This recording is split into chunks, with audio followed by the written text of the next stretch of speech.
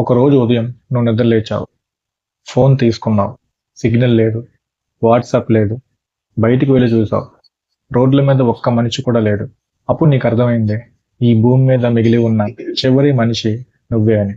మొదటి రోజు దీనిని చాలా మంది కళ అనుకుంటారు.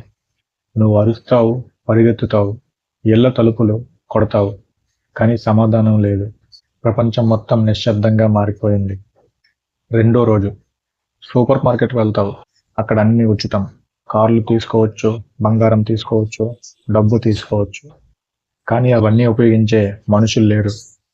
ఆ క్షణం నీకు అర్థమవుతుంది, డబ్బుకు విలువనిచ్చేది కాగితం కాదు, మనుష్యులు. ఒక వారం తర్వాత ఒంటరితనం మొదలవుతుంది. టీవీ ఆన్ చేస్తావు, ఎవరూ లేరు. రేడియో ఆన్ చేస్తావు, ఇంత నిశ్శబ్దం. ఇంటర్నెట్ సర్వర్లు మెల్లగా ఆగిపోతాయి. ప్రపంచం మెల్లగా చీకట్లోకి జారిపోతుంది. ఒక నెల తర్వాత నువ్వు నీతోనే మాట్లాడడం మొదలు పెడతావు. ఎందుకంటే మాట్లాడడానికి ఇంకెవరూ లేరు.